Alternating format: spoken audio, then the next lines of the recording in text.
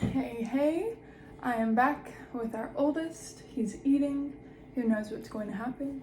Who knows if the food will end up in his belly or on the floor, but we're just gonna keep it on rolling. So I just got back from seeing my friend. She is a hairstylist. She actually lives 4 hours away, but that goes to show how amazing of a hairstylist she is, because I have driven up there for a few years now to go and get my hair done. I have naturally curly hair, like ringlet curl-ish, and she has just like taught me so much about how to do my hair, how to like work with my hair, how to train my hair, all of that stuff. And I had a suspicion after our second child was born, and I think it actually happened after our oldest was born. But I had a suspicion that my hair was going straight, and I've heard of that happening, and I was like, it's not gonna happen to me, like everything's fine. Because people, it's cheese, good job. So people would always see us, and they would, or people would always see me and see Oni, and they would be like, oh my word, his curls are so cute, or oh my word, your curls are beautiful, and all that stuff. So like, there was a little bit of identity wrapped up in that. And so I was like, no, this isn't really happening, everything's fine. And who knows, it might go away in like a year, it might stay with me the rest of my life. But as you can tell, if you look at my roots, they're straight. If you look at my ends, they are curly, and I have some more straight pieces that I used to not have. Yeah, so this is a good example of like how my hair was. And so she also did my color, which I love. Shout out to Danielle's Dream Hair. But would you like an orange? Orange, yes.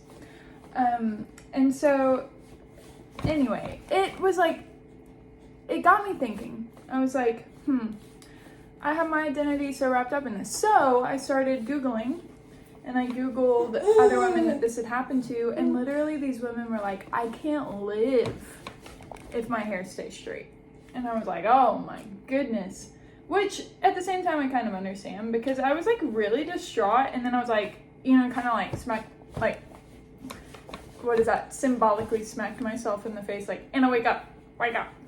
Like, I can't live with my identity in my hair, and like, I can't make something come back. I mean, yeah, I could get perms, I could do all of that, but if it doesn't come back, it doesn't come back, and it's not going to ever be my natural hair again.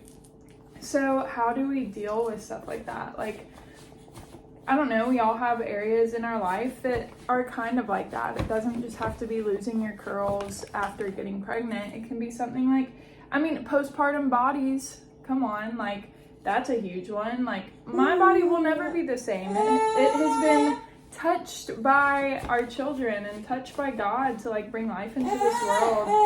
And so, I may have to get him out of his seat. So how do we like move forward? And I think one of the biggest things is just like identifying, like, okay, but just identifying, okay, I have my identity too much in this.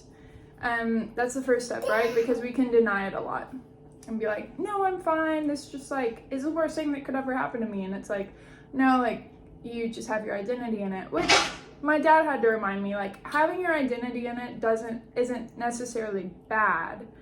But it's what you, like, how far you go with that and what you do with that. And so, I don't know, I think he was more so saying like, yeah, having your identity in it probably isn't the best thing, but like, don't be so hard on yourself about it, because some things it's like you just naturally kind of fall into that. Like, I am a mom, I have 2 boys, and I am a wife, and I am like these certain things. I had curly hair. But anyways, yeah, the first thing is like, don't be in denial about it. And the second thing is just be real about it. Be real about it with other people. Be real about it. Like, I talked to my mom about it last night. I talked to my husband about it. I talked to a few people about it. Like, man, this really stinks. Also, the dogs are outside because Oni's eating. They're gonna be scratching at the window. But yeah, and I may not be able to focus because of it. Oh no, it's fine. So yeah, and the third thing is just realize that like it is going to be okay. And that sounds, I don't really think that's an okay thing to like open up with for someone who's opening up to you. Like, the first thing you say shouldn't be like, it's gonna be okay, because that kind of like brushes off what they're experiencing in that moment. But to let yourself know, like,